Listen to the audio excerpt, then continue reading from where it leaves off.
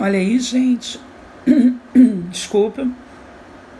Crianças não, né? Meus adolescentes lindos, né? Todos em casa, se cuidando, bebendo bastante água, lavando sempre as mãos, não é isso? Não posso esquecer de falar isso com vocês.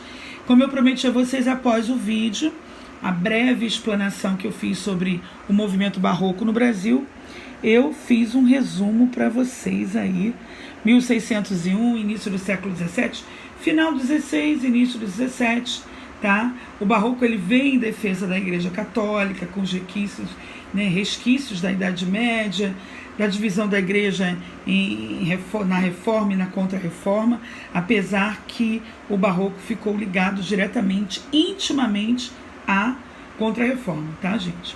Ele foi introduzido com a obra Prosopopeia do autor Bento Teixeira. Tá? O barroco dominou, na Europa, ele dominou a pintura, a arquitetura, a música, a literatura. E ele foi, assim, algo muito forte, foi um movimento muito forte, com muitos sentimentos, né? Suas características aí, além da linguagem muito rebuscada, a linguagem de inversões, nós tivemos na arte também o rebuscamento exagerado, valorização dos detalhes. Para mim, o dualismo foi a maior característica do barroco, né? Que o homem ele vivia esses dualismos do bem e do mal, do céu e o inferno, a carne e o espírito, o teocentrismo versus antropocentrismo, Deus sobre todas as coisas, né? O homem muito espiritualizado e ao mesmo tempo em conflito espiritual. Uso das linguagens do cultismo e do conceptismo, gente.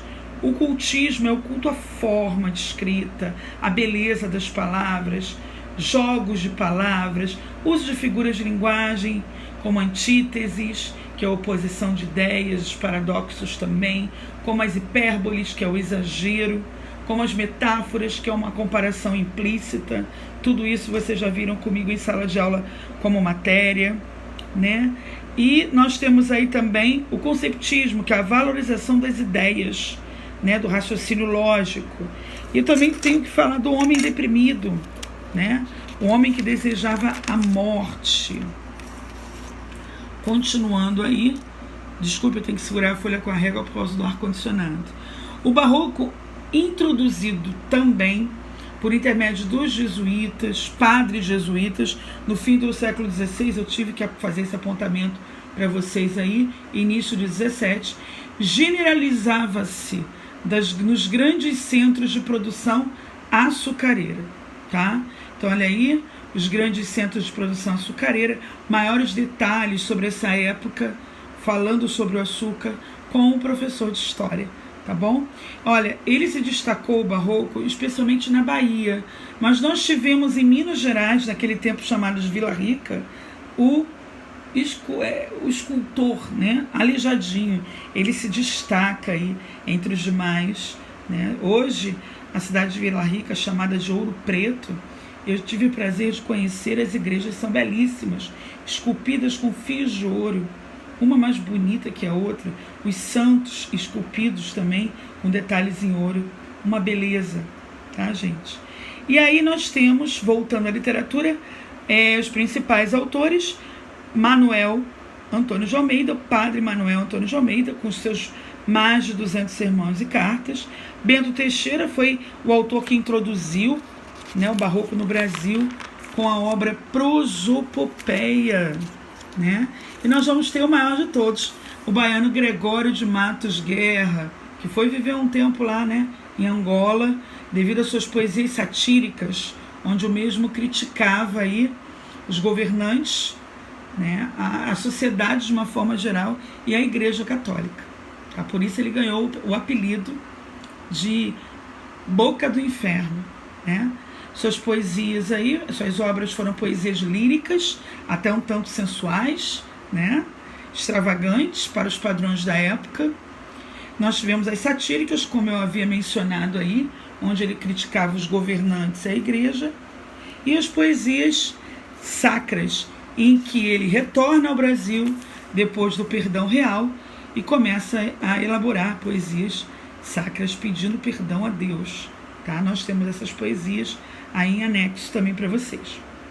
Olha só, aí eu falei do cultismo e do conceptismo, que eu já adiantei para vocês.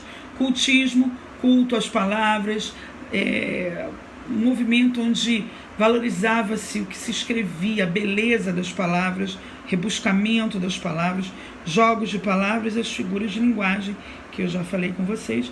E o conceptismo, que foi os jogos das ideias, raciocínio lógico.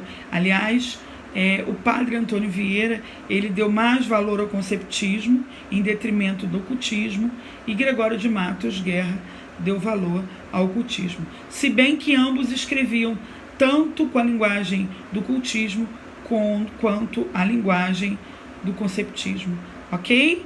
Então tá aí a parte escrita para vocês, tá? Bonitinho como eu faço no quadro, ok? E aí os exercícios da apostila vocês podem fazer. Tendo dúvidas, me chamem aqui, tirem as dúvidas comigo. É claro que a seguir eu vou dar uma bateria de exercícios também, ok? Podem esperar. Um abraço, gente.